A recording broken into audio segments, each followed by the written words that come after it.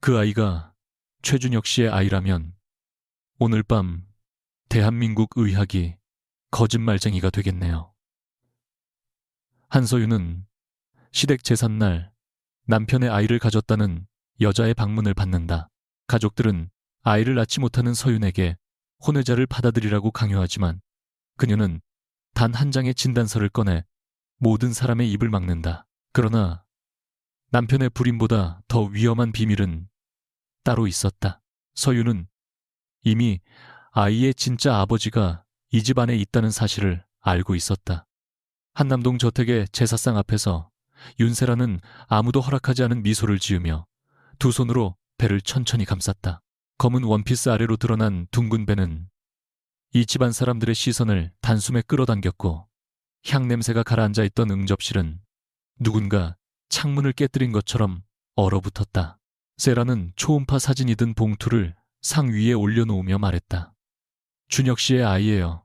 13주 됐어요. 최준혁의 어머니가 숨을 삼켰고 작은 아버지들은 서로 눈빛을 주고받았다. 가장 먼저 입을 연 사람은 명예회장 나혜숙이었다. 네가 지금 무슨 말을 하는지 알고 있느냐.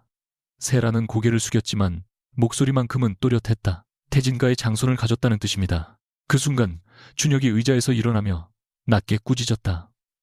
세라야, 오늘은 안 된다고 했잖아. 그러나 그의 손은 세라를 밀어내지 않았다. 오히려 휘청이는 허리를 받쳤다. 그 짧은 동작 하나로 모든 변명은 무너졌다. 사람들의 시선이 한서윤에게 몰렸다. 서윤은 여전히 제사상 끝에 앉아 있었다. 얼굴은 창백했지만 손끝은 놀라울 만큼 가지런했다. 해숙이 차갑게 물었다. 서윤아, 할 말 없니? 서윤은 세라의 배가 아니라 남편의 손을 바라보며 대답했다. 아직은요. 저 여자가 말을 다 끝내지 않았으니까요. 세라는 기다렸다는 듯 서윤을 향해 몸을 돌렸다. 사모님께 상처를 드리려던 건 아니에요. 하지만 아이에게 아버지 없는 이름을 줄 수는 없었어요. 서윤의 시어머니 정미란이 손수건으로 입가를 누르며 말했다. 어쩌다 집안에 이런 망신이 생겼는지 모르겠구나. 그래도 아이는 죄가 없잖니. 준혁은 난처한 표정을 만들었지만 눈동자 깊은 곳에는 기묘한 안도감이 떠올라 있었다. 마침내 자신이 원하는 장면이 시작됐다는 안도감이었다. 그는 서윤 가까이 다가와 목소리를 낮췄다. 당신도 현실을 받아들여. 우리에게는 후계자가 필요해. 서윤이 조용히 되물었다. 우리에게요. 아니면 당신에게요. 준혁의 턱이 굳었다. 말꼬리 잡지 마. 당신은 이미 몇 년 동안 아이를 갖지 못했어. 미란이 곧바로 거들었다. 서윤아, 내 자리를 지키고 싶다면 넓은 마음을 보여야 한다. 세라 씨와 아이가 별채에서 지내도록 허락해. 태어나면 내 호적에 올리는 방법도 있다. 물론 이군. 세라가 눈물을 머금은 채 고개를 숙였지만 입술 끝에는 희미한 승리의 기색이 걸려 있었다. 저는 사모님 자리를 빼앗을 생각은 없어요. 아이만 인정해 주시면 돼요. 서윤은 한동안 아무 말도 하지 않았다. 그러다 자신의 찻잔 옆에 놓인 검은 서류 가방을 열었다. 강시연은 벽 쪽에 서서 그 동작을 지켜보다가 눈썹을 아주 조금 움직였다. 그는 오늘 서윤이 제사상 앞에 서류를 가져온 이유를 듣지 못했다. 서윤은 얇은 종이 한 장을 꺼내 손끝으로 반듯하게 펴고는 세라가 올려둔 초음파 사진 위에 덮었다. 그 아이가 최준혁 씨의 아이라면 오늘 밤 대한민국 의학이 거짓말쟁이가 되겠네요. 낮고 선명한 목소리가 방안을 가르자 준혁이 종이를 낚아챘다. 상단에는 서울의 한 대학병원 이름과 함께 남성 불임 확정 소견이라는 문구가 적혀 있었다. 검사 날짜는 넉 달 전이었다. 준혁의 얼굴에서 핏기가 빠졌다. 이게 뭐야? 서윤은 의자 등받이에 몸을 기댄 채 그를 바라봤다. 읽은 그대로예요. 가짜야. 병원 직인과 담당 교수 서명까지 위조됐다고 주장할 건가요? 미란이 종이를 빼앗아 읽다가 손을 떨었다. 준혁아, 이게 사실이니? 준혁은 대답하지 못했다. 해숙의 지팡이가 바닥을 한번 내리쳤다. 언제부터 알고 있었느냐? 서윤이 말했다. 최종 확진은 넉 달 전입니다. 치료 기록까지 거슬러 올라가면 훨씬 오래됐고요. 세라가 초음파 사진을 끌어안으며 외쳤다. 말도 안 돼요. 준혁 씨는 분명히 제게 아이를 가질 수 있다고 했어요. 서윤은 처음으로 그녀의 얼굴을 똑바로 바라봤다. 그 말을 믿고 이 집까지 왔군요. 세라의 눈물이 멈췄다. 서윤은 서류 가방에서 두 번째 봉투를 꺼내지 않은 채 손만 올렸다. 그런데 이상하네요. 임신 열쇠주라면서 왜 아이가 생긴 날짜를 준혁 씨보다 다른 사람이 더 정확히 알고 있죠. 방 안쪽에서 찻잔이 바닥으로 떨어졌다. 맑은 파여름과 함께 모두의 시선이 최민규에게 향했다. 준혁의 3살 어린 동생은 손등에 �튄 차를 닦으며 억지로 웃었다. 미끄러졌습니다. 해숙의 눈이 가늘어졌다. 누가 내게 질문했느냐? 민규는 입을 다물었다. 서유는 깨진 찻잔을 내려다보다가 조용히 말했다. 지난 4월 17일 세라 씨는 인천의 한 호텔에 있었습니다. 준혁 씨는 그날 싱가포르 투자 설명회에 참석했고요. 준혁이 서윤의 어깨를 붙잡았다. 당신이 나를 미행했어. 시연이 즉시 한 걸음 앞으로 나서며 그의 손목을 떼어냈다. 최 대표님, 손을 놓으십시오. 준혁은 시현을 노려봤다. 강 변호사가 왜 우리 집안일에 끼어들지? 시현은 감정 없는 얼굴로 답했다.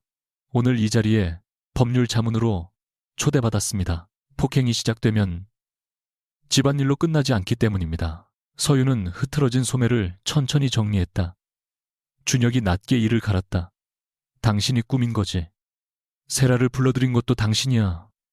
서윤은 부정하지 않고 물었다. 제가 부르지 않았다면 당신은 언제 가족에게 소개할 생각이었죠?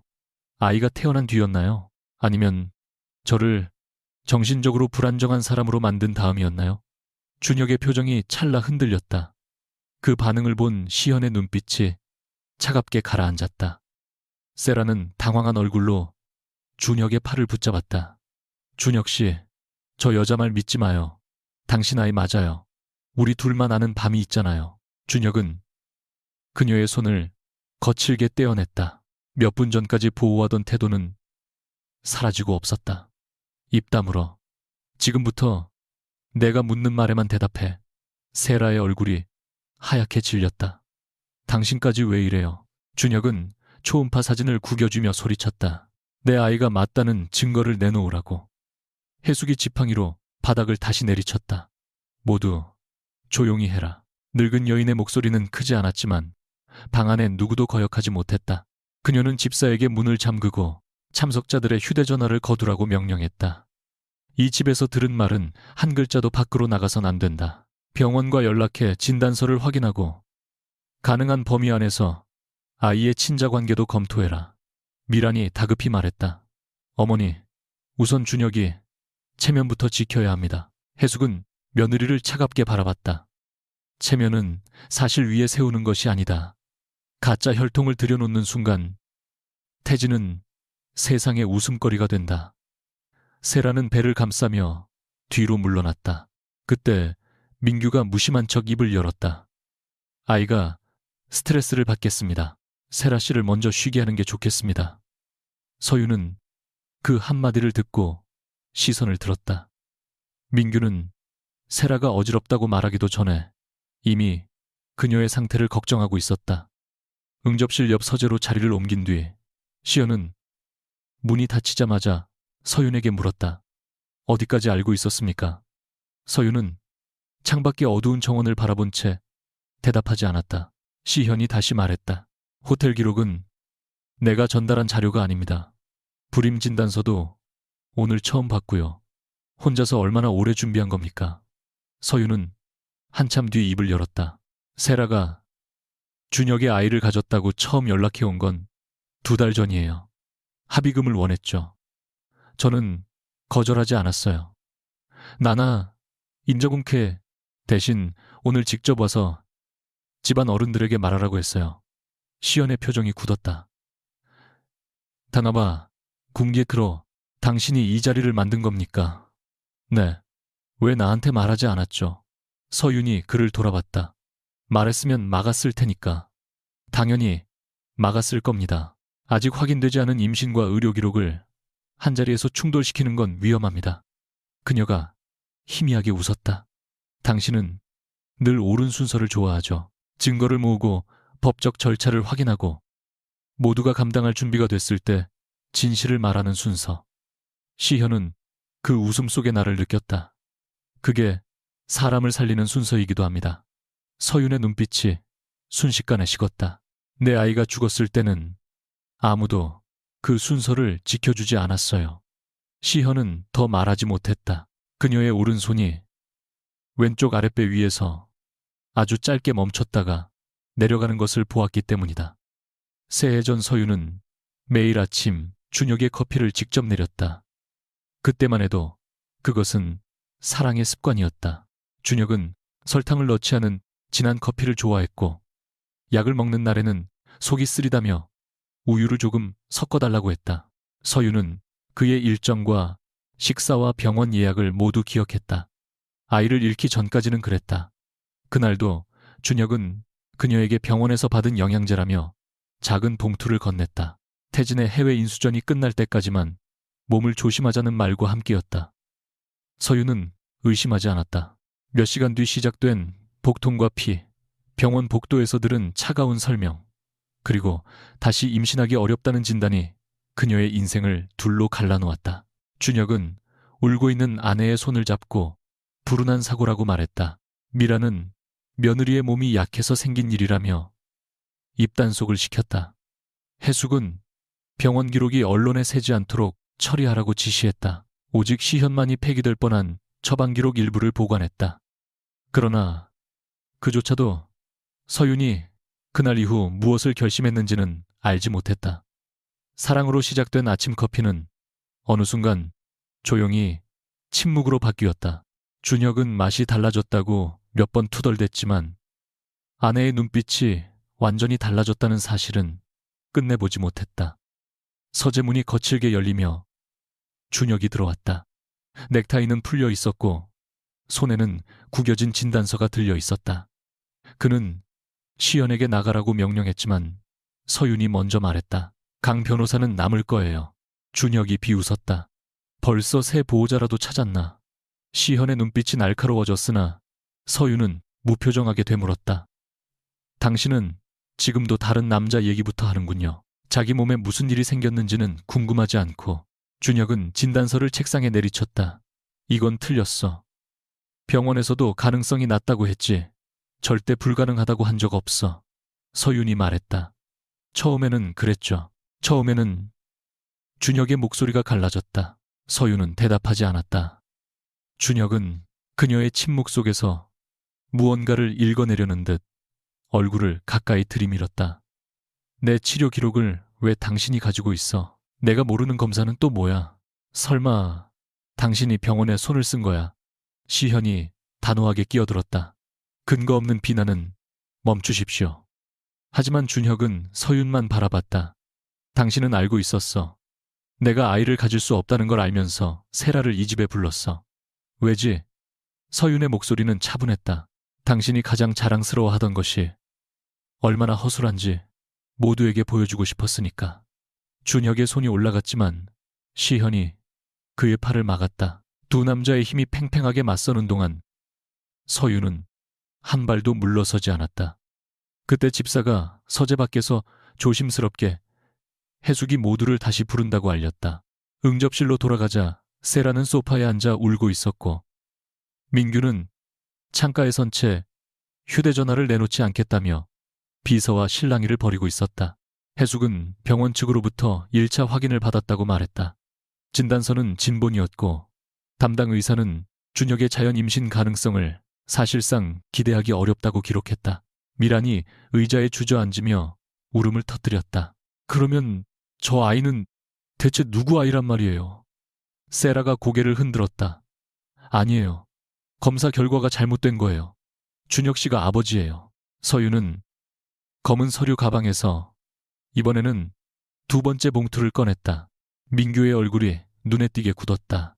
서윤은 봉투를 열지 않고 손가락으로 가장자리를 두드렸다. 4월 17일 밤 준혁 씨는 싱가포르에 있었습니다. 세라 씨는 인천에 있었고요. 그런데 같은 시간 최민규 전무의 법인 차량도 그 호텔 지하 주차장에 들어갔습니다. 준혁이 천천히 동생을 돌아봤다. 민규야. 민규는 입술을 핥으며 말했다. 차량 기록만으로 뭘 증명할 수 있습니까? 직원이 사용했을 수도 있죠. 서윤은 고개를 끄덕였다. 맞아요. 그래서 이것만으로는 부족하죠. 그녀는 봉투에서 결제 내역 한 장을 꺼냈다. 하지만 세라 씨의 산부인과 비용을 석 달 동안 대신 낸 사람이 누구인지는 설명할 수 있겠네요. 세라가 벌떡 일어나 민규를 바라봤다. 그 시선은 공포보다 배신감에 가까웠다. 준혁은 동생의 멱살을 움켜쥐며 으르렁거렸다. 네가 왜 저 여자 병원비를 내? 민규는 형의 손을 떼어내려 했지만 준혁은 놓지 않았다. 해숙이 경호원들을 불렀고 미라는 아들들의 이름을 번갈아 부르며 울었다. 혼란 속에서도 서윤은 움직이지 않았다. 그녀는 세라가 무의식적으로 민규 쪽으로 한 걸음 다가가는 것을 보았고 시현 역시 같은 장면을 놓치지 않았다. 민규는 끝까지 부인했다. 개인적인 후원이었을 뿐입니다. 형수님은 지금 가족을 갈라놓으려고 숫자를 조작하고 있어요. 서윤이 담담하게 답했다. 그렇다면 내일 오전 병원과 법무팀 앞에서 같은 말을 하세요. 해숙은 두 손자를 번갈아 본 뒤 낮게 선언했다. 오늘부터 준혁과 민규의 모든 직무를 잠정 중단한다. 아이의 혈통과 자금 흐름이 확인될 때까지 누구도 태진 이름으로 움직이지 못한다. 준혁이 믿을 수 없다는 듯 할머니를 바라봤다. 저까지요. 해숙은 차갑게 말했다. 네가 진짜 아버지든 가짜 아버지든 이미 집안을 위험에 빠뜨렸다. 그 순간 서윤은 처음으로 제사상 위 영정사진을 바라보았다. 죽은 선대 회장의 무표정한 얼굴 아래에서 태진의 두 후계자는 서로를 죽일 듯 노려보고 있었다. 모든 사람이 흩어진 뒤 시현은 현관 앞에서 서윤을 붙잡았다. 검은 세단들이 차례로 저택을 빠져나가고 있었지만 두 사람 사이에는 움직이지 않는 침묵이 남았다. 시현이 낮게 물었다. 다음 봉투에는 무엇이 있습니까? 서윤은 가방 손잡이를 고쳐 잡았다. 오늘 필요한 건 여기까지예요. 거짓말하지 마세요. 당신은 민규가 아버지라는 사실만 준비한 게 아닙니다. 준혁의 진단서가 왜 넉 달 전에 확정됐는지, 그 전치료 기록이 왜 비어있는지도 알고 있죠. 서윤의 눈동자가 아주 미세하게 흔들렸다. 시연은 한 걸음 다가섰다. 서윤 씨, 내가 보관한 건 당신이 아이를 잃은 날의 기록뿐입니다. 그 이후 당신이 무엇을 했는진 모릅니다. 하지만 준혁이 오늘 던진 의심을 나도 무시할 수 없습니다. 서윤은 차가운 밤 공기를 들이마신 뒤 천천히 대답했다. 강 변호사님은 항상 진실을 원했죠. 네, 그 진실이 나까지 무너뜨려도요. 시현은 바로 답하지 못했다. 그 짧은 망설임을 본 서윤은 웃지도 울지도 않은 얼굴로 차 문을 열었다. 차에 오르기 직전 그녀는 마지막으로 말했다. 그렇다면 준비하세요. 최준혁이 왜 아이를 가질 수 없게 됐는지 알게 되는 순간 당신이 지키고 싶었던 한서윤은 사라질 테니까요. 문이 닫히고 차량이 멀어졌다. 시현은 홀로 서서 그녀가 남긴 말의 의미를 되짚었다. 그리고 저택 안에서는 누군가 서윤의 오래된 커피 기록이 담긴 파일을 찾기 시작하고 있었다. 태진그룹 본사 38층 임원 회의실은 이른 아침부터 불이 켜져 있었다. 그러나 회의실 안에서 가장 먼저 오간 것은 사업 보고가 아니라 침묵이었다. 준혁은 긴 테이블 끝에 앉아 전날 제사상 위에 놓였던 불임 진단서를 다시 읽고 있었다. 종이 가장자리는 그의 손에서 여러 번 접혔다. 펴지며 부드럽게 닳아 있었다. 병원 원장을 연결해 그가 비서에게 명령하자 강태식 비서실장은 이미 세 번째 통화를 시도했다며 고개를 숙였다. 담당 교수는 외부 접촉을 거부했고 병원 법무팀은 진단 기록의 표현을 바꿔달라는 요구에 응하지 않았다. 준혁은 책상을 주먹으로 내리쳤다. 낮은 가능성과 불가능은 다르잖아. 그 한 문장만 고치면 돼. 태식이 조심스럽게 말했다. 이미 여러 기관에 사본이 제출된 것으로 보입니다. 준혁의 눈이 번뜩였다. 누가 제출했지? 대답은 뻔했지만 그는 그 이름을 직접 듣고 싶지 않았다. 한서윤이 자신보다 먼저 움직였다는 사실은 진단 결과보다 더 참기 어려웠다. 그는 잠시 눈을 감았다가 차갑게 말했다. 서윤의 지난 3년간 통화기록병원, 출입기록, 개인 계좌 흐름까지 전부 확인해. 합법적인 범위 안에서 태식이 망설이자 준혁이 덧붙였다. 같은 시간 윤세라는 청담동 오피스텔 욕실 바닥에 앉아 최민규에게 전화를 걸고 있었다. 12번의 발신 끝에야 연결됐지만 민규는 인사도 없이 낮게 말했다. 지금은 연락하지 말랬잖아. 세라는 이를 악물었다. 어제 나 혼자 죽게 내버려 두고 이제 와서 연락하지 말라고 감정적으로 굴지 마. 집안에서 내 휴대전화 내역부터 볼 거야. 당신이 병원비를 냈잖아. 그게 이미 들켰어. 민규는 잠시 침묵하다가 말했다. 회사 복지 명목으로 처리된 돈이야. 직접 연결되진 않아. 세라는 헛웃음을 터뜨렸다. 한서윤이 결제 내역까지 들고 왔어. 그 여자는 이미 다 알고 있어. 민규의 숨소리가 무거워졌다.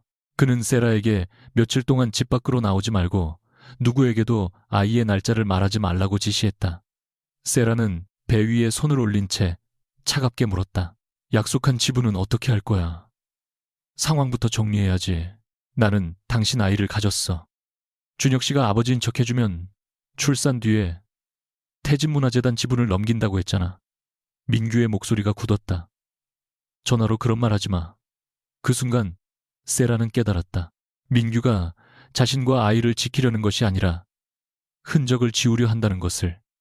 그녀는 통화를 끊지 않은 채 별도의 녹음 기능을 켰다. 강시연은 오전 10시 태진그룹 감사위원회가 있는 별관으로 들어갔다. 전날 나혜숙이 직접 그에게 전화를 걸어 외부 법률 자문을 맡아달라고 요청했지만 그 목적은 진실 규명보다 위기 봉쇄에 가까웠다. 혜숙은 유리창 너머로 서울 도심을 내려다보며 말했다. 윤세라의 아이가 어느 손자의 피를 가졌는지는 중요하다. 하지만 그보다 더 중요한 건 이 일이 시장에 어떤 신호를 주느냐는 거다.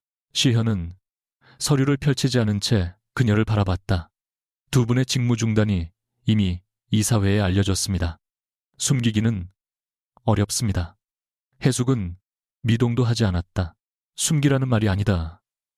통제하라는 말이지. 그녀는 민규의 자금 흐름과 준혁의 의료 기록, 세라의 접촉 내역을 합법적으로 검토할 권한을 부여했다. 단 한서윤이 가진 자료는 모두 회수해야 한다는 조건을 붙였다. 시현이 물었다. 한서윤 씨를 조사 대상으로 보십니까? 그 아이는 피해자일 수도 있고 이 판을 만든 사람일 수도 있다. 혜숙은 천천히 고개를 돌렸다. 나는 우연을 믿지 않는다. 제삿날에 임신한 여자가 찾아오고 며느리가 정확한 진단서를 꺼내고 둘째 손자의 차량 기록까지 준비돼 있었다. 누군가 판을 깔았다. 시연은 대답하지 않았지만 전날 서윤이 남긴 말이 다시 떠올랐다. 진실이 자신까지 무너뜨릴 수 있다는 경고였다. 서윤은 그날 오후 여의도의 작은 회계법인 회의실에서 시연을 기다리고 있었다. 태진 소유의 건물을 피한 것은 누군가의 감시를 예상했기 때문이었다. 그녀는 창가에 앉아 서류 3장만 테이블 위에 올려두었다. 첫 번째는 민규가 지배하는 유령 회사의 계좌 흐름, 두 번째는 세라의 오피스텔 임대 계약, 세 번째는 산부인과 결제 기록이었다. 시현은 자료를 훑은 뒤 물었다. 이걸 어디서 구했습니까? 불법적인 방법은 아니에요. 민규가 투자 유치를 위해 공개한 회사 자료와 세라가 합의금을 요구하며 제게 보낸 계좌 번호를 연결했을 뿐이에요. 그럼 바로 감사위원회에 제출하죠. 서윤은 고개를 저었다. 아직은 안 돼요. 시연의 표정이 굳었다. 왜죠? 준혁이 직접 민규를 의심해야 하니까요. 서윤은 3장 가운데 2장을 다시 봉투 안에 넣고 산부인과 결제 기록의 일부만 남겼다. 준혁에게 이것만 보여주면 그는 동생을 추적할 거예요. 민규는 들켰다는 걸 알고 흔적을 지우겠죠. 그 과정에서 둘 다 더 많은 실수를 할 겁니다. 시현은 한동안 그녀를 바라보다가 낮게 말했다. 당신은 증거를 수집하는 게 아니라 사람을 움직이고 있어요. 서윤은 담담히 답했다. 사람은 자기가 가장 두려워하는 쪽으로 움직여요. 준혁은 무능하다는 평가를 두려워하고 민규는 또다시 두 번째가 되는 걸 두려워하죠. 당신은 뭘 두려워합니까?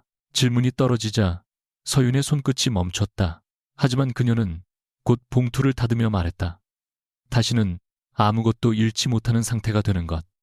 그날 저녁, 준혁은 민규의 사무실 앞에서 2시간을 기다렸다.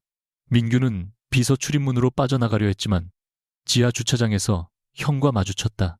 준혁은 말없이 산부인과 결제 내역을 그의 가슴에 던졌다. 민규는 종이를 내려다본 뒤 비웃었다. 형수님이 준 겁니까? 질문한 건 나야. 재단 후원 대상자 중 한 명이었어. 임신한 미혼 여성을 지원하는 프로그램이 있잖아.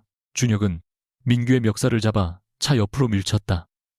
그 여자가 하필 세라였고 하필 내가 해외에 있던 날 내 차가 그 호텔에 있었어. 민규의 눈빛이 순간 차갑게 변했다. 형이 지금 나한테 화낼 자격이 있어. 자기 아이라고 믿고 데려온 여자가 다른 사람 돈으로 병원 다닌 것도 몰랐으면서. 준혁의 주먹이 날아갔지만 민규는 몸을 피했다. 두 사람 사이에 경호원들이 끼어들었다. 민규는 구겨진 셔츠를 펴며 낮게 웃었다. 형은 항상 자기가 선택받았다고 믿었지. 할머니가 형을 좋아해서 후계자로 세운 줄 알아. 다루기 쉬워서였어. 준혁의 얼굴이 일그러졌다. 민규는 차문을 열기 전 마지막으로 말했다. 그리고 한서윤이 지금 누구를 먼저 무너뜨리려는지도 생각해봐. 나인지 형인지. 시현은 민규의 자금 흐름을 따라가던 중 예상하지 못한 이름 하나를 발견했다. 세라의 산부인과 비용은 민규의 회사에서 직접 나간 것이 아니라 태진문화재단의 외주 홍보업체를 거쳐 지급돼 있었다. 그 업체의 대표는 세라가 방송국에서 일하던 시절 매니저였다. 단순한 후원이라 보기에는 지급 날짜가 지나치게 규칙적이었고 오피스텔 보증금 일부도 같은 경로로 흘러갔다. 시현은 자료를 출력한 뒤 서윤에게 전화했다. 민규 쪽 연결고리가 하나 더 나왔습니다. 오늘 밤 만나죠. 서윤은 잠시 침묵하다가 말했다. 전화로 알려주세요. 직접 봐야 합니다. 지금 저를 미행하는 사람이 있어요.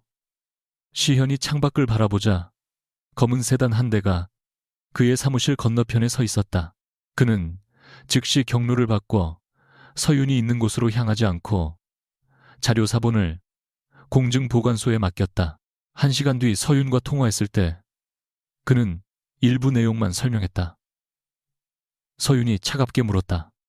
또 저를 보호한다는 이유로 정보를 숨기는 건가요? 당신 위치가 노출될 가능성이 있습니다. 그 판단을 왜 변호사님이 대신하죠? 시현은 잠시 말을 잃었다. 서윤은 낮게 덧붙였다. 준혁도 늘 그랬어요. 나를 위해서라고 말하면서 내 몸과 내 선택을 자기 편한 대로 결정했죠. 그 말은 비교라기보다 경고였다. 시현은 결국 보관 장소와 자료의 핵심 내용을 모두 알려주었다. 이번에는 당신이 결정하십시오. 다만 원본은 안전하게 두겠습니다. 서윤은 한참 뒤에야 짧게 말했다. 고마워요. 고마워요. 고마워요. 고마워요. 서윤은 다음 날 아침 준혁의 펜트하우스로 돌아갔다. 옷을 가져가기 위해서라고 했지만 실제 목적은 그의 반응을 확인하는 것이었다. 거실에는 깨진 유리잔과 밤새 비운 술병이 널려 있었다. 준혁은 소파에서 일어나 그녀의 손목을 붙잡으려다 전날 일을 떠올린 듯 멈췄다.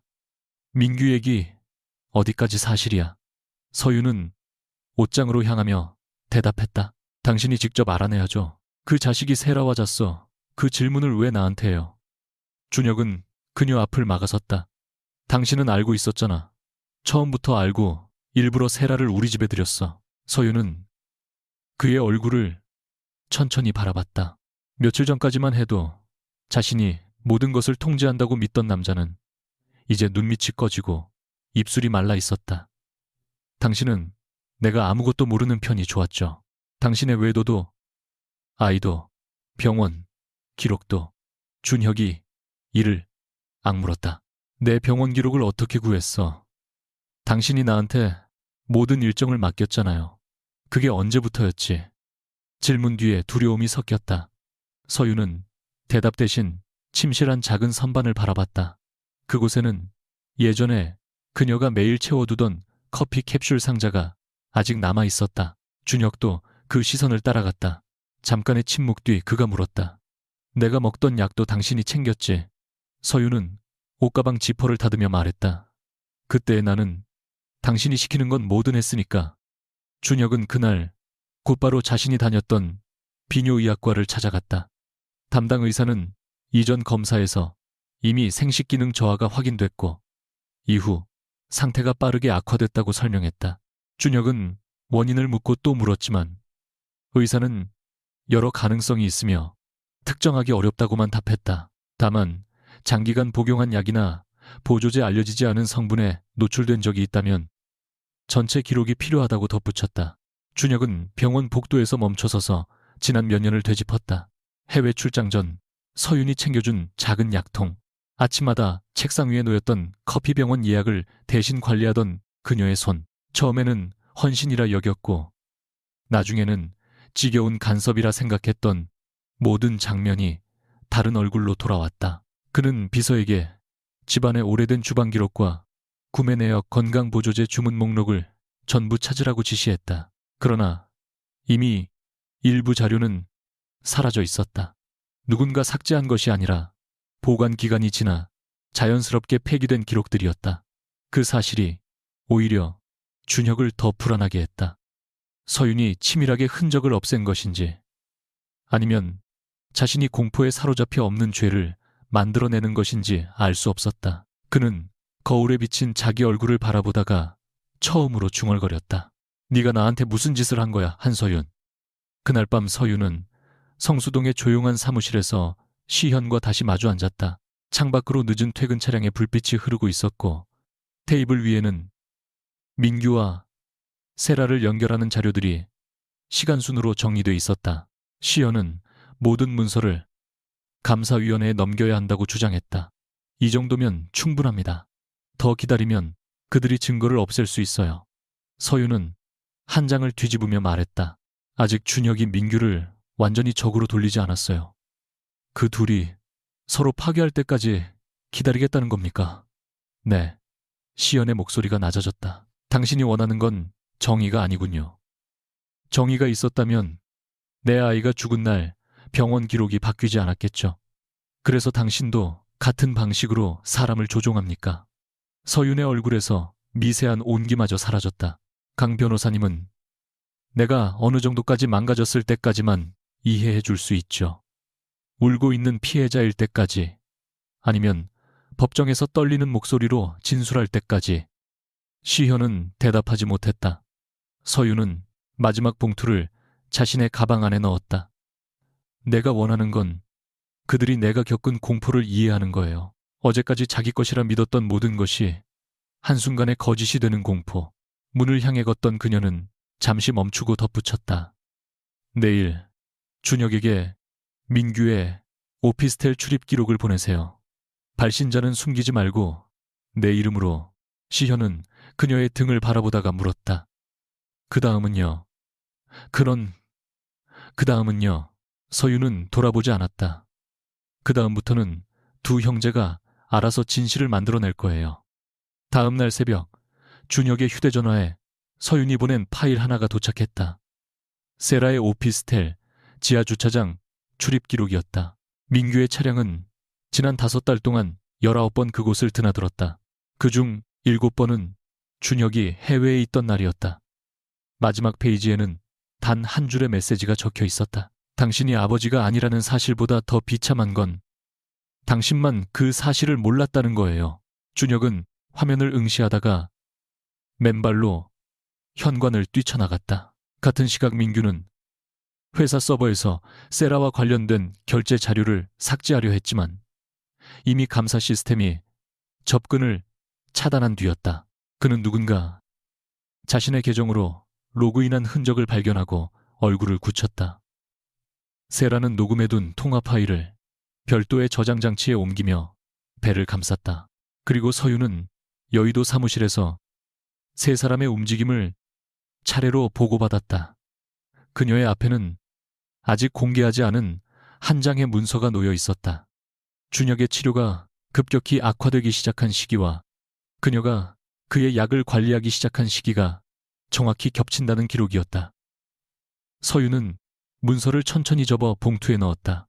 그러나 봉투를 닫는 손끝은 처음으로 아주 조금 떨리고 있었다.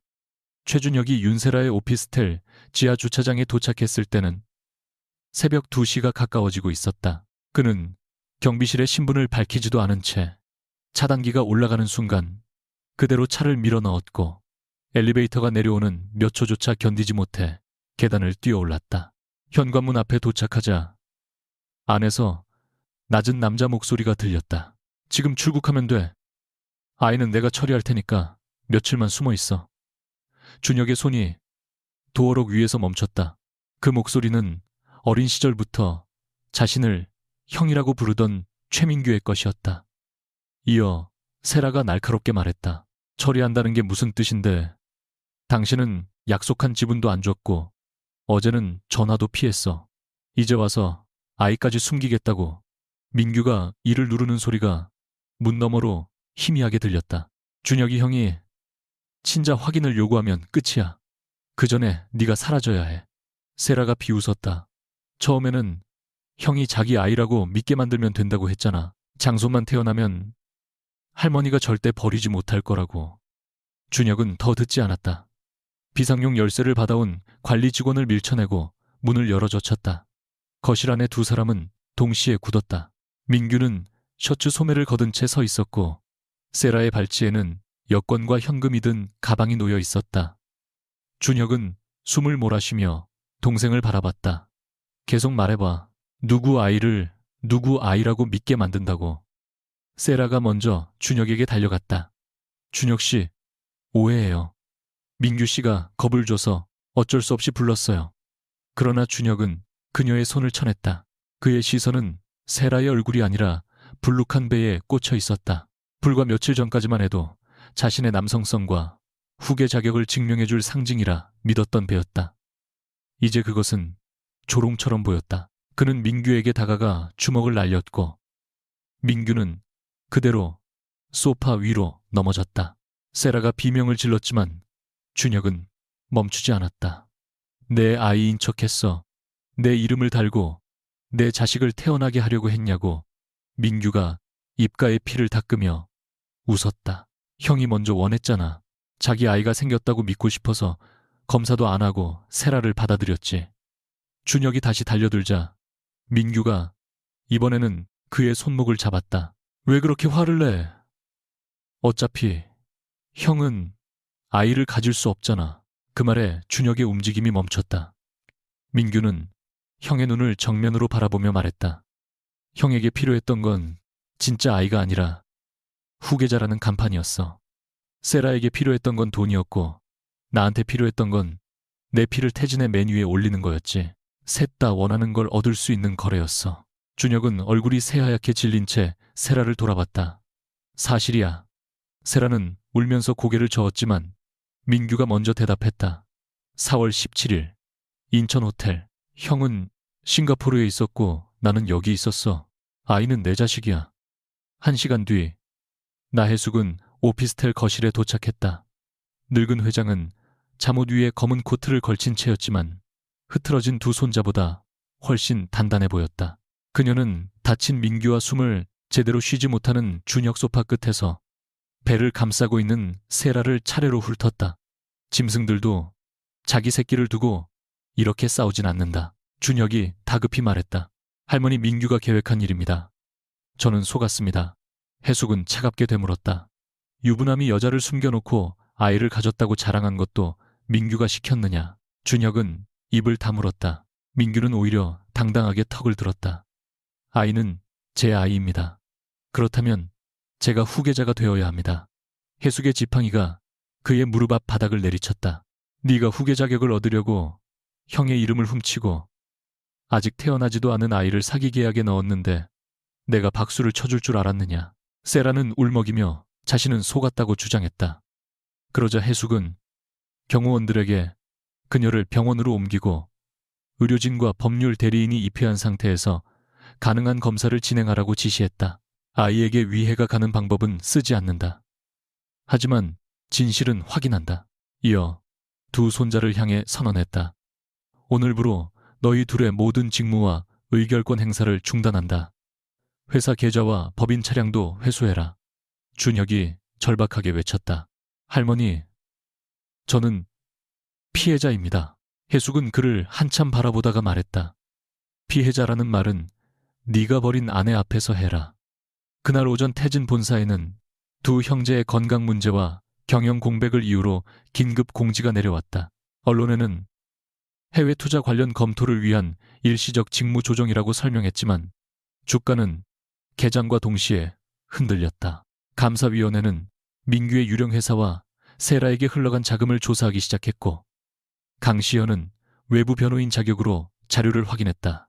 산부인과 비용, 오피스텔 보증금, 해외 출국 준비금까지 모든 흐름은 민규를 향하고 있었다. 그러나 시현의 시선이 오래 머문 곳은 다른 문서였다. 준혁의 치료 기록에는 첫 검사 당시 기능 저하가 있었지만 완전한 불임 상태는 아니었다고 적혀 있었다. 이후 약 3년에 걸쳐 수치가 급격히 악화됐고 마지막 넉 달 전 검사에서 자연 임신 가능성을 기대하기 어렵다는 결론이 내려졌다. 문제는 그 사이 복용 기록 일부가 비어있다는 점이었다. 시연은 병원에 보관된 처방전과 개인 건강관리 업체의 배송 기록을 대조했다. 준혁 앞으로 배송된 보조제 가운데 몇 차례 수령인이 한서윤으로 기재돼 있었다. 그것만으로는 어떤 잘못도 증명할 수 없었다. 아내가 남편의 약을 대신 받는 일은 흔했다. 그러나 배송이 시작된 시점은 서윤이 아이를 잃고 병원에서 퇴원한 직후와 정확히 겹쳤다.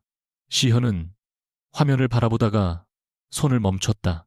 전날 서윤이 떨리는 목소리로 물었던 말이 떠올랐다. 진실이 자신까지 무너뜨려도 원하느냐는 질문이었다.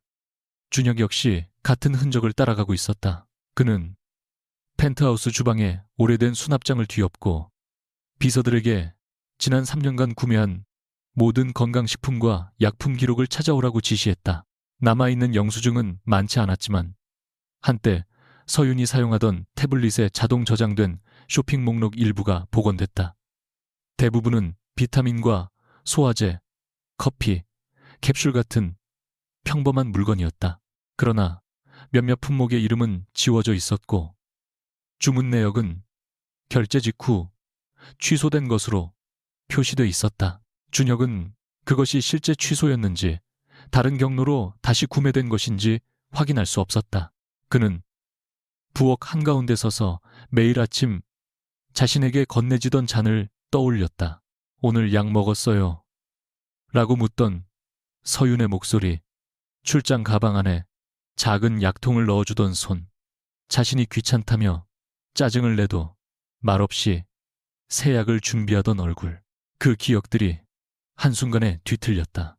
그는 서윤에게 전화를 걸었지만 받지 않자 음성 메시지를 남겼다. 당장 전화해. 내 몸에 무슨 짓을 했는지 말해. 잠시 뒤 다시 전화를 걸어 이번에는 낮게 말했다. 네가 뭘 했든 지금 인정하면 내가 막아줄 수 있어.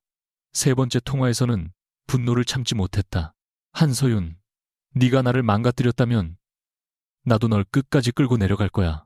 그러나 서윤은 어떤 연락에도 답하지 않았다. 그녀는 메시지를 모두 들은 뒤 휴대전화를 뒤집어 놓고 한동안 창밖만 바라봤다. 시현은 서윤을 여의도 사무실이 아닌 한강변의 오래된 법률자료 보관실로 불렀다. 이곳은 그가 어머니 사건을 조사할 때부터 사용하던 공간이었다.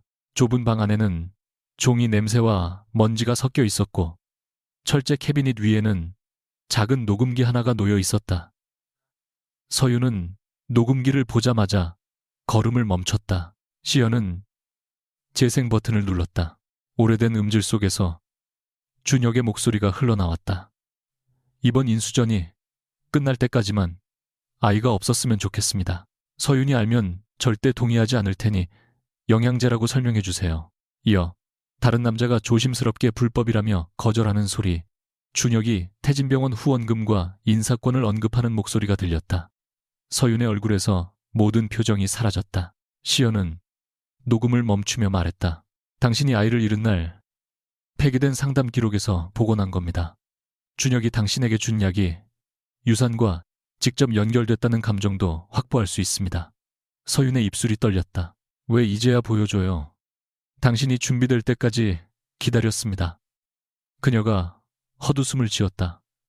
또 당신이 정한 때군요. 시현은 그 비난을 피하지 않았다. 맞습니다. 그건 내 잘못입니다. 하지만 지금은 다른 문제가 있습니다. 그는 준혁의 치료 기록을 그녀 앞에 놓았다. 이 기간에 당신이 그의 약과 식품을 관리했습니다. 준혁은 누군가 장기간 자신에게 영향을 줬다고 의심하고 있어요. 서윤은 문서를 내려다볼 뿐 부정하지 않았다. 시현은 그녀 맞은편에 앉았다. 서윤 씨, 사실대로 말해주세요. 당신이 준혁의 상태에 개입했습니까? 방 안의 시계 초침 소리가 유난히 크게 들렸다. 서윤은 오랫동안 입을 열지 않았다.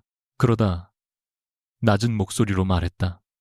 처음에는 그 사람이 무엇을 했는지 확인하고 싶었어요. 병원 기록을 찾고 약을 바꾼 사람을 추적하고 왜 내 몸이 그렇게 됐는지 알고 싶었죠. 그 다음에는요. 그녀는 시현을 바라보지 않았다. 준혁은 아이를 잃은 다음 날에도 출근했어요. 장례도 없었어요. 이름도 지어주지 못한 아이였으니까. 그는 저한테 사고를 잊고 다시 시작하자고 했어요. 그리고 한 달 뒤 다른 여자와 호텔에 들어갔죠. 시연의 손이 천천히 주먹으로 말렸다. 서윤은 계속했다. 그때 알았어요. 저 사람은 아무것도 잃지 않았다는 걸. 몸도 자리도 미래도 그대로였어요. 그래서 같은 것을 빼앗았습니까? 서윤이 마침내 눈을 들었다. 차갑게 굳은 얼굴 아래에서 오래 참아온 슬픔이 흔들리고 있었다. 그가 내 몸을 결정했으니 나도 그의 몸을 결정할 권리가 있다고 생각했어요. 시연은 숨을 들이켰다. 그것은 완전한 자백은 아니었지만 부정도 아니었다. 그는 어렵게 말했다. 그건 권리가 아닙니다. 서윤의 눈빛이 날카로워졌다. 알아요. 그런데 그때 나는 권리와 복수를 구분하고 싶지 않았어요. 두 사람 사이의 침묵이 길어졌다. 시연은 서윤을 위로하고 싶은 충동과 변호사로서 진실을 확인해야 한다는 의무 사이에서 움직이지 못했다. 결국 그는 녹음기와 복사된 치료 기록을 나란히 놓았다. 준혁이 저지른 일은 범죄입니다. 당신에게 동의 없이 약을 먹였고 병원과 기록을 움직였습니다. 이 증거로 책임을 물을 수 있어요. 서윤이 물었다. 그리고 내가 한 일은요? 시연은 대답을 피하지 않았다. 확인되는 사실에 따라 당신도 책임을 져야 합니다. 서윤은 아주 천천히 웃었다. 그것은 기쁨도 조롱도 아닌 체념에 가까운 웃음이었다. 결국 나를 고발하겠다는 뜻이네요. 당신을 고발하고 싶은 게 아닙니다. 더 늦기 전에 멈추게 하고 싶은 겁니다. 같은 말이에요. 아닙니다. 시연의 목소리가 처음으로 높아졌다. 당신이 피해자였다는 사실은 사라지지 않습니다. 하지만 피해를 입었다는 이유로 다른 사람의 몸을 통제할 권리가 생기지는 않아요. 서윤은 의자에서 일어섰다. 그 말을 아이를 잃은 날 해주지 그랬어요. 준혁에게, 병원에, 나혜숙 회장에게. 시연도 따라 일어났다. 그때 내가 더 빨리 움직이지 못한 건 평생 후회할 겁니다. 그렇다고 지금 당신이 무너지는 걸 지켜볼 수는 없습니다. 서윤은 고개를 저었다. 당신은 내가 무너지는 게 두려운 게 아니에요. 당신이 사랑하려던 여자가 생각보다 더러운 사람이라는 걸 인정하기 싫은 거죠. 그 말에 시연은 아무 대답도 하지 못했다. 서윤은 그의 침묵을 확인한 뒤 문으로 향했다. 그러나 손잡이를 잡기 직전 시현이 말했다. 당신이 어떤 일을 했든 내가 보려는 건 깨끗한 피해자가 아닙니다. 서윤의 등이 굳었다. 그럼 뭘 보는데요? 아직 돌아올 수 있는 사람을 봅니다. 서윤은 천천히 돌아섰다. 눈가에는 눈물이 고여 있었지만 흘러내리지는 않았다. 돌아갈 곳이 없어요. 그날 병원에서 나온 뒤로 한서윤은 이미 끝났으니까. 시현은 한 걸음 다가갔지만 그녀가 손을 들어 막았다. 더 가까이 오지 마세요. 내가 무엇을 했는지 전부 알게 되면 당신도 준혁과 똑같은 눈으로 나를 볼 거예요. 그건 내가 결정합니다. 아니요. 서윤의 목소리가 낮아졌다. 이번에는 내가 결정해요. 그녀는 검은 가방에서 작은 저장 장치를 꺼내 테이블 위에 놓았다. 그 안에는 민규와 세라의 거래 내역, 준혁의 비자금 사용 기록, 태진병원에서 삭제된 자신의 진료 기록 사본이 들어 있었다. 이 자료는 이사회에 제출하세요. 하지만 내 치료 개입과 관련된 자료는 아직 공개하지 마세요. 시현이 물었다. 시간을 벌어달라는 겁니까? 우어틀은 서윤은 고개를 저었다. 아니요. 내가 직접 말할 시간을 달라는 거예요. 그날 저녁 나혜숙은 태진 본사 대회의실에서 긴급 이사회를 소집했다. 준혁과 민규는 직무가 중단된 상태였지만 둘 다 회의장 밖에서 서로 다른 변호사들과 대책을 논의하고 있었다. 세라의 아이가 민규의 혈통일 가능성이 높다는 1차 검사 결과가 전달되자 두 형제는 더 이상 같은 편인 척하지 않았다. 민규는 자신이 생물학적 아버지라는 점을 이용해 후계 자격을 주장하려 했고, 준혁은 민규가 회사 자금을 유용해 자신을 속였다고 고발할 준비를 했다. 해숙은 그들의 서류를 한쪽으로 밀어놓고 시연에게 물었다. 한서윤은 어디 있나? 시연은 대답하기 전 잠시 망설였다. 직접 들어올 겁니다. 바로 그때 회의실 문이 열렸다. 서윤은 검은 정장 차림으로 들어와 긴 테이블 끝에 섰다. 준혁도 뒤따라 들어오며 외쳤다. 저 여자를 먼저 조사해야 합니다. 내 불임은 자연적인 게 아니에요. 이사들의 시선이 한꺼번에 서윤에게 쏠렸다. 준혁은 복사된 치료 기록을 테이블 위에 뿌렸다.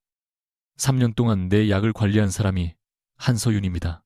상태가 악화된 시기와 정확히 겹쳐요. 해숙의 눈이 서윤을 향했다. 사실이냐? 시연이 자리에서 일어나려 했지만 서윤이 손으로 막았다. 그녀는 잠시 눈을 감았다가 천천히 입을 열었다. 준혁 씨가 제 아이를 죽게 만든 뒤 저는 그 사람의 치료에 개입했습니다. 회의실 전체가 숨을 멈췄다. 준혁의 얼굴에는 승리와 공포가 동시에 떠올랐다. 그러나 서윤은 아직 끝나지 않았다는 듯 두꺼운 서류철 하나를 테이블 위에 올려놓았다.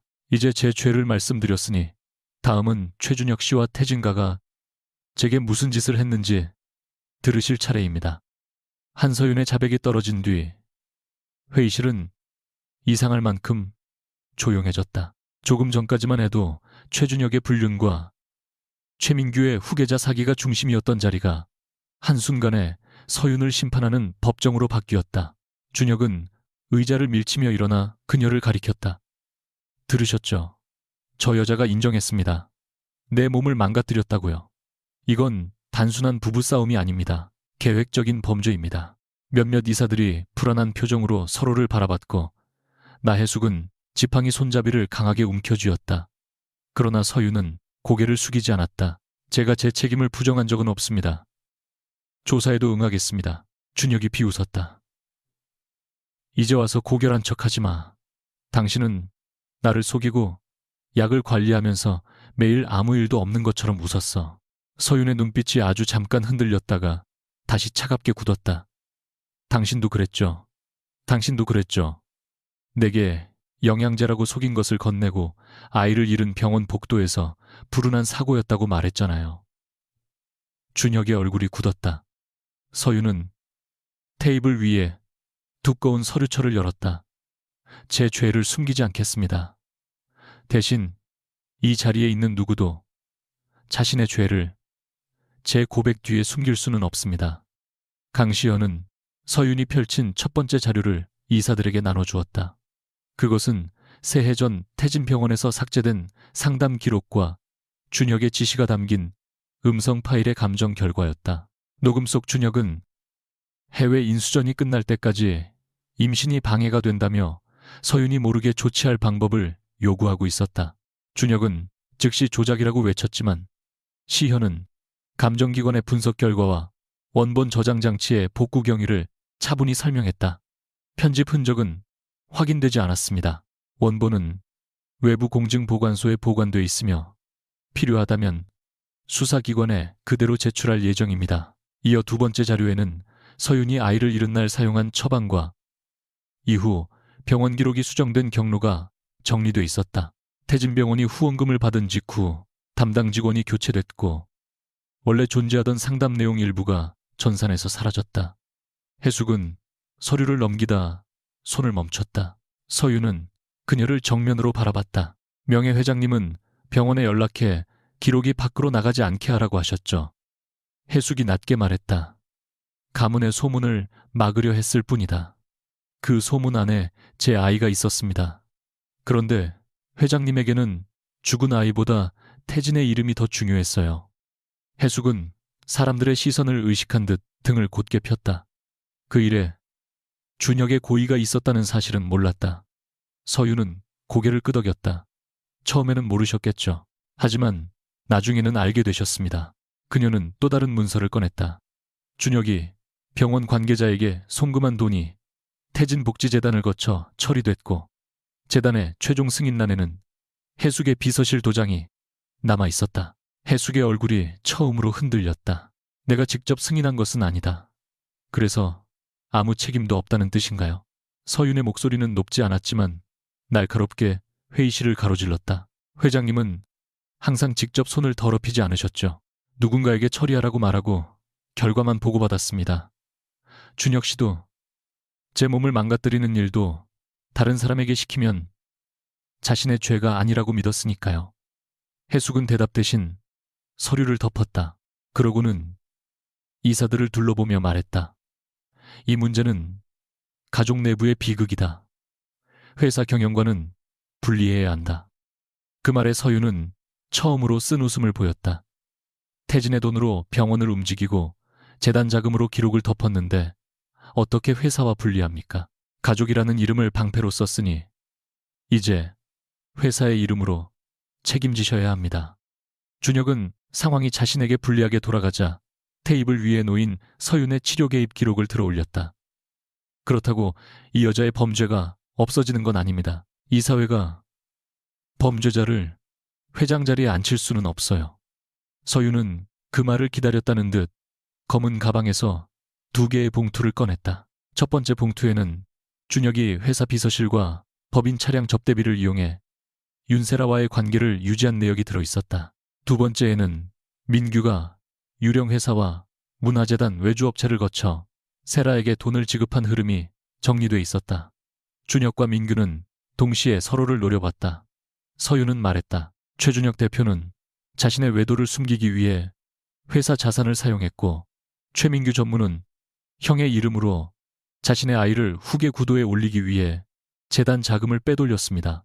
두 사람 모두 개인적인 욕망을 위해 태진을 위험에 빠뜨렸어요. 민규가 자리에서 벌떡 일어나며 외쳤다. 형수님도 다르지 않습니다. 개인적인 복수를 위해 주가를 흔들고 가족 문제를 이사회에 끌고 왔잖아요. 서윤은 피하지 않고 대답했다. 맞아요. 그래서 저는 제 행동도 함께 공개했습니다. 당신들과 다른 점이 있다면 저는 제 죄를 다른 사람의 이름 뒤에 숨기지 않겠다는 겁니다. 그때 회의실 문 밖에서 소란이 일어났다. 비서들이 막으려 했지만 윤세라가 휴대전화를 든 채 안으로 들어왔다. 얼굴은 창백했고 배를 감싼 손은 떨리고 있었지만 눈빛만큼은 이전과 달랐다. 저도 할 말이 있어요. 민규가 이를 악물고 말했다. 누가 여기로 오랬어? 세라는 그를 바라보며 씁쓸하게 웃었다. 당신은 제가 해외로 나가면 모든 게 끝날 줄 알았죠. 그녀는 휴대전화를 회의실 중앙의 음향장치와 연결했다. 곧 민규의 목소리가 흘러나왔다. 아이를 준혁의 아들로 올리면 장손의 지분을 자신이 관리하고 세라에게는 재단 지분과 해외 생활비를 보장하겠다는 내용이었다. 이어 다른 녹음에서는 준혁이 세라에게 아이가 태어나면 서윤을 정신적으로 불안정한 사람으로 몰아 이혼시키겠다고 약속하고 있었다. 준혁이 휴대전화를 빼앗으려 하자 경호원들이 그를 막았다. 세라는 눈물을 삼키며 말했다. 두 사람 모두 저를 사랑한 적 없어요. 한 사람은 저를 자기 남성성을 증명하는 도구로 썼고, 다른 사람은 자기 피를 집안 꼭대기에 올리는 배로 썼어요. 서윤을 바라보던 그녀는 고개를 숙였다. 저도 당신 자리를 빼앗으려고 했어요. 하지만 적어도 아이까지 저 사람들의 거래 물건으로 남겨두지는 않을 겁니다. 해숙은 더 이상 가족의 체면을 유지할 수 없다는 사실을 깨달은 듯 눈을 감았다. 잠시 뒤 그녀는 휴회를 선언하고 서윤을 옆방으로 불렀다. 둘만 남자 해숙은 이전과 달리 낮고 지친 목소리로 말했다. 네가 원하는 게 무엇이냐? 준혁과 민규는 물러나게 하겠다. 세라의 일도 정리하마. 네가 가진 자료를 외부에 넘기지 않는다면 이 사회에서 네 지위를 보장해주겠다. 서윤은 한동안 그녀를 바라봤다. 새해 전 병원 침대에서 손을 떨던 자신에게 해숙은 울음을 멈추고 집안 며느리답게 행동하라고 말했다. 지금도 늙은 여인은 사과 대신 거래를 제안하고 있었다. 제 지위를 보장해 주시겠다고요. 네가 원하는 자리가 있다면 줄 수 있다. 서윤은 고개를 저었다. 회장님은 아직도 모든 사람이 무언가를 받아야만 움직인다고 생각하시네요. 해숙의 눈빛이 매서워졌다. 그러면 태진을 무너뜨릴 셈이냐? 태진을 무너뜨린 건 제가 아닙니다. 가족의 잘못을 회사 돈으로 덮어온 사람들이죠. 서윤은 문을 열기 전 마지막으로 말했다. 그리고 저는 회장님에게 자리를 받을 생각이 없습니다. 이미 주주들에게서 권한을 받았으니까요. 회의가 재개되자 서윤은 시연에게 고개를 끄덕였다. 시연은 준비해온 여러 권의 위임장과 주주 간 합의서를 테이블 위에 올렸다. 지난 3년 동안 서윤은 태진의 부실 계열사 채무를 재조정하고 오너 일가에게 밀려난 소액 주주들의 손실을 막으며 신뢰를 쌓아왔다. 그녀는 자신의 이름을 전면에 내세우지 않은 채 투자조합과 법률 대리인을 통해 지분을 모았고 경영 실패나 오너 리스크가 발생할 경우 의결권을 공동 행사한다는 합의를 받아냈다. 오늘 두 후계자의 직무 중단과 회사 자금 유용이 확인되면서 그 조건이 발동된 것이다. 준혁은 서류를 넘겨보다 믿을 수 없다는 듯 말했다. 이건 불법적인 경영권 탈취야. 시현이 단호하게 대답했다. 모든 위임은 주주 본인의 확인과 공증을 거쳤습니다. 최 대표님이 회사 가치를 떨어뜨릴 경우 공동 대응한다는 조건도 정관에 위배되지 않습니다. 민규가 서윤을 노려보며 물었다. 언제부터 준비했습니까? 서윤은 잠시 생각한 뒤 말했다. 당신들이 제가 아이를 갖지 못하는 쓸모없는 며느리라고 결정한 날부터요. 그녀가 확보한 의결권은 단독 지배에는 부족했지만 독립이사들과 기관 주주들이 동참하면 오너 일가의 표를 넘어설 수 있었다. 표결이 시작되기 전 준혁은 마지막으로 서윤에게 다가갔다. 당신이 이 자리에 앉으면 내 몸에 한 일을 세상이 알게 될 거야. 주주들이 당신을 받아들일 것 같아. 서윤은 그의 얼굴을 조용히 바라봤다. 한때 그녀는 이 남자에게 사랑받기 위해 말투와 옷차림, 꿈과 직업까지 바꾸었다. 이제 준혁에게 남은 것은 공포에 젖은 자존심뿐이었다. 알게 될 거예요. 그녀가 대답했다. 제가 오늘 자료를 직접 제출할 테니까요. 준혁의 눈이 커졌다. 미쳤어. 당신처럼 기록을 지우고 병원에 압력을 넣으면 저는 회장이 될 수 있을지도 모르죠. 하지만 그 순간 당신과 똑같은 사람이 됩니다. 준혁은 낮게 말했다. 이미 똑같아. 서윤은 그 말을 부정하지 않았다. 그래서 멈추려는 거예요. 그녀는 이사들을 향해 자신의 행위에 대한 독립조사위원회 구성과 수사기관 협조를 요청했다. 또한 조사기간 동안 의료와 인사 관련 의사결정에는 참여하지 않겠다고 선언했다. 이사들은 술렁였지만 몇몇 독립이사들은 오히려 그녀의 제안을 지지했다.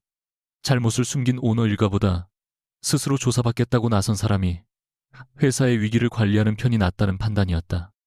최종 표결 결과 준혁과 민규의 해임안은 압도적인 찬성으로 통과됐다. 나혜숙의 명예회장 권한도 외부 조사 결과가 나올 때까지 정지됐다. 이어진 임시 경영 책임자 선임 표결에서 서윤은 근소한 차이로 과반을 얻었다.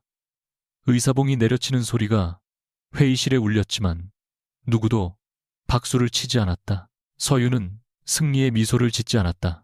그녀가 그토록 원했던 자리는 예상보다 차갑고 무거웠다. 준혁은 경호원들에게 둘러싸인 채 소리쳤다. 네가 이겼다고 생각하지 마. 내가 무너지면 너도 같이 끝나. 서윤은 새로 배정된 의장석 앞에 서서 말했다. 당신은 아직도 모든 관계를 함께 죽는 방식으로만 이해하네요.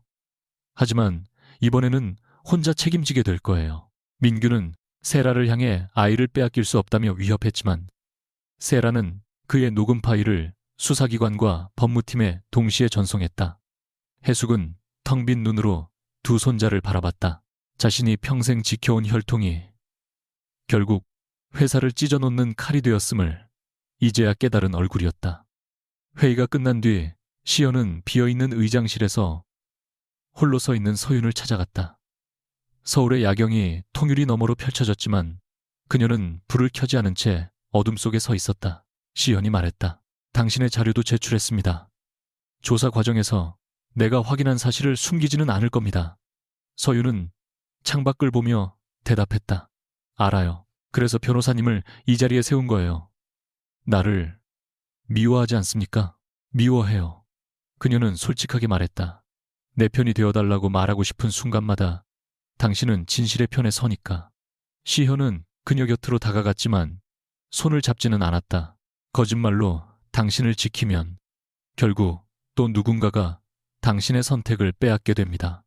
이번에는 내가 그 사람이 되고 싶지 않습니다. 서윤의 눈에서 처음으로 눈물 한 방울이 흘러내렸다. 오늘 모든 걸 얻었는데 아무것도 남지 않은 기분이에요. 시현은 낮게 대답했다. 복수는 잃어버린 것을 돌려주지 않으니까요. 서윤은 한참 침묵하다가 의장석 위에 손을 올렸다. 그럼 이제부터는 되돌려받는 게 아니라 새로 만들어야겠죠. 그녀는 눈물을 닦고 회의실 밖으로 걸어 나갔다. 복도 끝에는 기자들과 직원들이 기다리고 있었다. 서윤은 처음으로 숨지 않고 그들 앞에 섰다. 저는 오늘 퇴진해 임시 경영 책임자로 선임됐습니다. 동시에 제 행위에 대한 조사도 요청했습니다.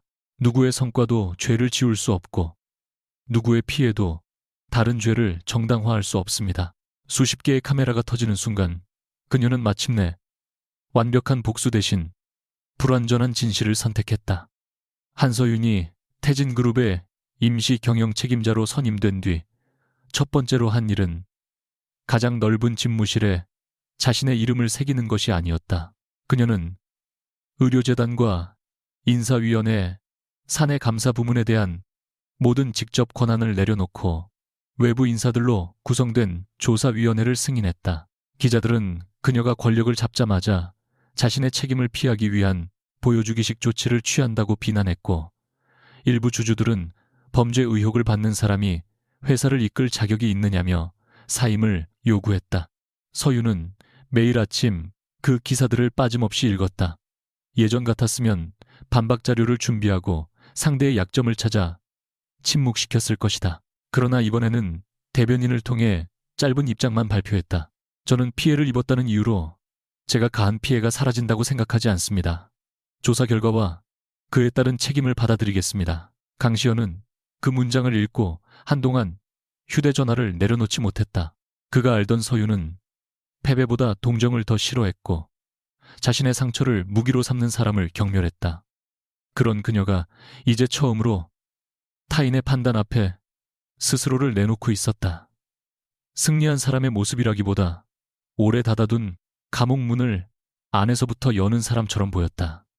조사 결과가 나오기까지 태진은 몇 달 동안 흔들렸다. 준혁이 회사 자금으로 윤세라의 생활비와 차량을 지원한 사실, 민규가 문화재단 외주업체를 이용해 세라에게 돈을 전달한 사실, 나혜숙의 비서실이 병원 기록을 은폐하는 과정에 관여한 사실이 차례로 확인됐다.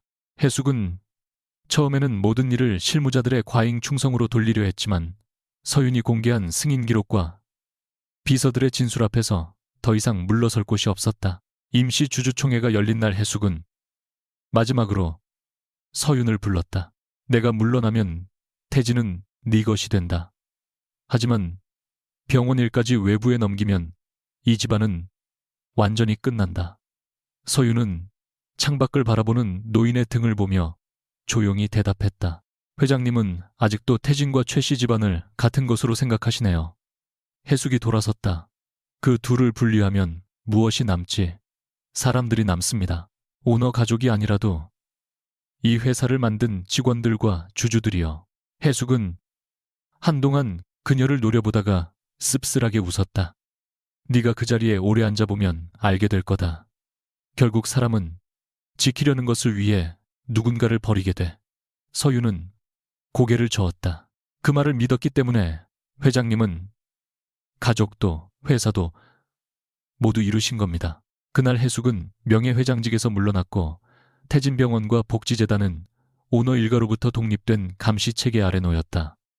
최민규는 끝까지 자신이 윤세라의 아이에 대한 권리를 가져야 한다고 주장했다. 그는 변호사를 통해 자신이 생물학적 아버지이며 따라서 아이가 태진가의 재산을 상속받을 수 있도록 해야 한다는 의견을 전달했다. 그러나 그의 말 어디에도 세라와 아이가 어떤 삶을 살아야 하는지는 없었다.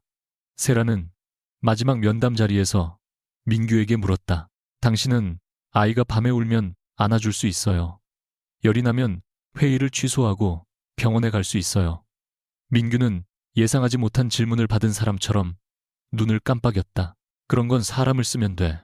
세라는 그 대답을 듣고 천천히 고개를 끄덕였다. 자신이 선택한 남자가 어떤 사람인지 마침내 완전히 이해한 얼굴이었다. 당신은 아이를 원하는 게 아니에요. 형보다 먼저 남기고 싶은 흔적을 원하는 거예요. 민규는 세라가 자신을 배신했다며 목소리를 높였지만 그녀는 이미 녹음 자료와 자금 흐름을 조사위원회에 제출한 뒤였다. 세라는 자신의 거짓말과 후계자 사기에 가담한 책임을 피하지 않았다. 대신 아이가 태어난 뒤 어떤 재산이나 성씨도 협상의 조건으로 삼지 않겠다고 선언했다. 그녀는 화려한 청담동 오피스텔을 떠나 작은 임대주택으로 옮겼고 예전 방송국 동료의 도움으로 경제 콘텐츠를 정리하는 일을 시작했다. 그것은 벌을 모두 끝낸 선택도 갑작스러운 개과천선도 아니었다. 다만 처음으로 다른 사람의 돈보다 자신의 아이가 거래 물건이 되지 않는 쪽을 선택한 순간이었다. 준혁의 추락은 더 조용했다. 대표이사 자리와 의결권을 잃은 뒤 그의 법인카드와 차량 비서와 경호원이 차례로 사라졌다. 회사 명의로 마련됐던 펜트하우스에서도 나가야 했고 개인 자산일 자신이 병원 관련 진술을 완화하면 서윤도 치료 개입에 대한 책임을 줄일 수 있을 거라고 말했다. 그녀가 대답하지 않자 사과하기 시작했다. 내가 그때 잘못했어. 하지만 당신도 나를 사랑했잖아. 우리 둘만 입을 맞추면 다시 시작할 수 있어. 그 다음에는 위협이 이어졌다. 내가 감옥에 가면 당신도 무사하지 못해. 마지막에는 울음과 분노를 구분할 수 없는 목소리로 말했다. 왜 나만 모든 걸 잃어야 해? 서윤은 그의 음성 메시지를 한 번씩 모두 들었지만 답하지 않았다. 어느 날 준혁은 태진 본사 로비까지 찾아와 그녀를 만나게 해달라고 소리쳤다. 경비원들에게 제지당한 그는 벽에 걸린 전임 대표들의 사진 아래에서 자신의 사진이 이미 내려간 것을 발견했다.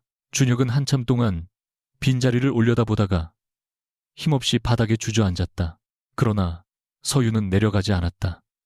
시현이 이유를 묻자 그녀는 창밖을 보며 말했다. 저 사람이 무너지는 모습을 봐야 만족한다면 나는 아직도 저 사람에게 묶여 있는 거예요.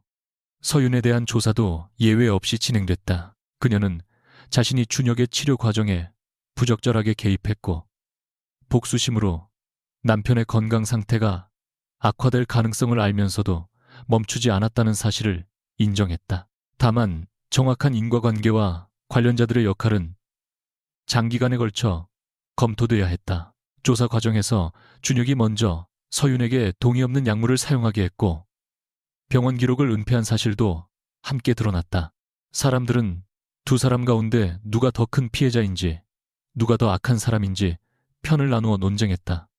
서윤은 그 질문에 답하지 않았다. 법적 판단이 내려진 날에도 그녀는 카메라 앞에서 변명하지 않았다.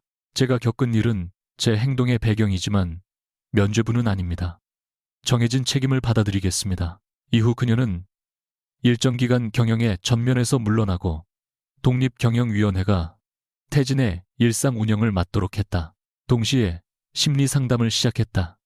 첫 상담에서 의사는 그녀에게 복수를 끝낸 뒤 무엇을 느끼느냐고 물었다. 서윤은 한참 침묵하다가 말했다. 아무것도요. 그러나 몇 주 뒤 같은 질문을 받았을 때는 대답이 달라졌다. 무서워요. 미워할 사람이 없으면 내가 왜 살아야 하는지 모를까봐. 그 말을 입 밖으로 낸 순간 그녀는 처음으로 자신의 눈물을 닦지 않았다.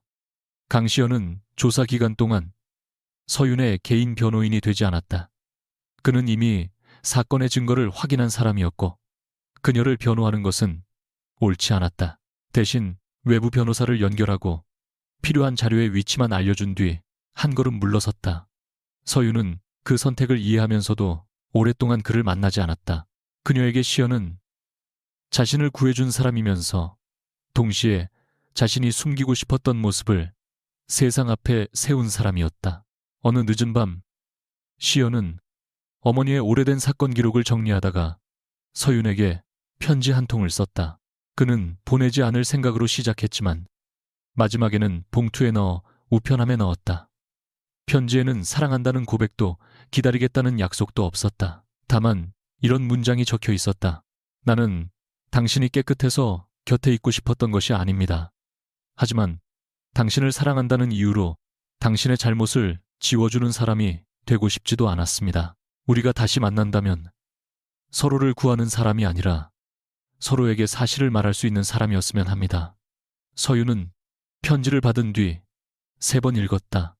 그리고 서랍 안에 넣었다가 다시 꺼내 책상 위에 두었다. 답장은 보내지 않았다. 대신 다음 상담에서 처음으로 시연의 이름을 말했다. 태진은 오너 일가의 혈통 대신 능력과 독립성을 기준으로 경영진을 선임하는 구조로 바뀌기 시작했다. 서윤은 다시 업무에 복귀한 뒤 자신이 연구회장이 되겠다고 선언하지 않았다. 그녀는 정해진 개혁 기간 동안만 임시 경영 책임자의 역할을 수행하고 이후 독립이사회의 평가를 받겠다고 약속했다. 가장 먼저 폐지한 것은 가족 구성원에게 자동으로 주어지던 계열사 직위였다. 두 번째는 병원과 복지재단의 외부 감사 의무였다. 세 번째는 직원들이 오너 일가의 부당한 지시를 익명으로 신고할 수 있는 제도였다. 일부 임원들은 그녀가 자신의 과거를 지우기 위해 지나치게 엄격한 규정을 만든다고 불평했다. 서윤은 회의에서 말했다. 맞습니다. 저는 제 과거 때문에 이 제도가 필요하다는 걸 압니다. 좋은 사람만 권력을 갖는다는 가정으로 회사를 운영하면 안 됩니다. 누구든 잘못된 선택을 할 수 있다는 전제 아래 막을 장치를 만들어야 합니다. 그 말은 자신에 대한 고백이기도 했다. 몇 달 뒤 태진의 주가는 안정을 되찾았고 회사는 더 이상 최 씨 집안의 가족 소식이 아니라 구조개혁으로 기사에 오르기 시작했다. 그러나 서윤은 집무실의 의장석에 오래 앉아 있지 않았다. 퇴근 전이면 빈 회의실을 한 번 바라보고 불을 껐다. 그 자리가 자신을 증명하는 왕좌가 아니라 언제든 내려와야 하는 책임의 자리임을 잊지 않기 위해서였다. 윤세라가 아이를 낳았다는 소식은 비서를 통해 전해졌다. 건강한 여자아이였고 세라는 최 씨 성을 요구하지 않았다. 서윤은 병원을 찾아가지 않았지만 작은 상자 하나를 보냈다. 안에는 값비싼 보석이나 수표 대신 아기 담요와 짧은 편지가 들어 있었다. 이 아이가 누구의 후계자도 누구의 복수도 아닌 자기 이름으로 살아가기를 바랍니다. 세라는 편지를 읽은 뒤 오랫동안 울었다. 두 사람은 서로를 용서하지 않았고 다시 친구가 되지도 않았다. 다만 아이를 둘러싼 싸움을 다음 세대에 넘기지 않는 데에는 같은 선택을 했다. 민규는 아이를 자신의 상속 계획에 포함시키려 했지만 법적 절차와 세라의 거부로 뜻을 이루지 못했다. 해숙은 외부와의 접촉을 줄인 채 오래된 한남동 저택에 남았다. 어느 날 그녀는 서윤에게 전화해 증조부의 제사상을 어떻게 할 것인지 물었다. 서윤은 차분히 대답했다. 태진은 앞으로 회사 비용으로 가족 제사를 지내지 않을 겁니다. 해숙은 한참 침묵하다가 전화를 끊었다. 첫 장면에서 모든 거짓말이 시작됐던 제사상은 그렇게 가족의 사적인 기억으로 돌아갔다. 사건이 시작된 지 1년이 지난 초겨울 서윤은 성수동의 작은 카페에서 강시연을 기다렸다. 창가에는 눈 대신 마른 햇빛이 내려앉아 있었고 카페 안에는 볶은 원두 향이 잔잔하게 퍼졌다. 시현이 들어왔을 때 서윤은 주문대 앞에서 직접 두 잔의 커피를 받아오고 있었다. 그는 그녀가 놓아준 잔을 바라보다가 조심스럽게 물었다. 무슨 커피인지 물어봐도 됩니까? 서윤은 잠시 멈췄다가 아주 옅게 웃었다. 그냥 드립 커피예요. 아무것도 넣지 않았어요. 두 사람은 그 말이 단순히 커피에 대한 설명이 아니라는 것을 알고 있었다. 시현은 먼저 잔을 들지 않았다. 당신이 괜찮다고 말할 때까지 기다리겠습니다. 서윤은 그의 눈을 바라봤다. 예전의 그녀라면 그 문장 속에서 연민이나 의심을 찾았을 것이다. 하지만 이제는 선택권을 자신에게 돌려주는 사람의 조심스러움을 볼 수 있었다. 그녀는 먼저 한 모금 마신 뒤 말했다. 저는 아직도 누군가를 믿으면 결국 약점을 잡힐 것 같아요. 사랑한다는 말도 계약서처럼 조건을 찾아보게 되고요. 시연이 대답했다. 나도 아직 당신을 지킨다는 이유로 대신 결정하고 싶을 때가 있습니다. 서윤은 손가락으로 따뜻한 잔을 감쌌다. 그럼 그럴 때마다 말해요. 숨기지 말고 당신도요. 노력할게요. 카페를 나섰을 때 시현은 자연스럽게 손을 내밀지 않았다. 서윤 역시 그에게 기대지 않았다. 두 사람은 일정한 거리를 두고 성수동 거리를 걸었다. 횡단보도 앞에서 신호를 기다리던 중 서윤이 먼저 손을 내밀어 그의 소매 끝을 가볍게 잡았다. 시현은 놀란 표정으로 그녀를 바라봤지만 아무 말도 하지 않았다. 서윤은 앞을 보며 말했다. 다시 시작한다는 말은 하지 않을래요. 우리는 제대로 시작한 적이 없으니까. 시연의 입가에 작은 미소가 번졌다. 그럼 처음부터 하죠. 신호가 바뀌었고 두 사람은 나란히 길을 건넜다. 서윤은 자신이 잃어버린 아이와 지나간 시간 되돌릴 수 없는 선택을 잊지 않았다. 용서받았다고 생각하지도 않았다. 다만 더 이상 그 기억들이 자신의 다음 선택까지 대신하게 두지 않기로 했다. 그녀가 얻은 가장 큰 승리는 태진의 의장석도 준혁의 몰락도 아니었다. 누군가를 파괴해야만 살아갈 수 있다는 믿음에서 벗어난 것이었다. 길 건너편에 도착하자 서윤은 시현의 소매를 놓지 않은 채 조용히 말했다. 이번에는 천천히 가요. 시현이 고개를 끄덕였다. 당신 속도로 가겠습니다. 차가운 바람이 두 사람 사이를 스쳐 지나갔지만 서윤은 처음으로 그 바람이 자신의 안을 비우는 것이 아니라 새로운 자리를 만들어주고 있다고 느꼈다.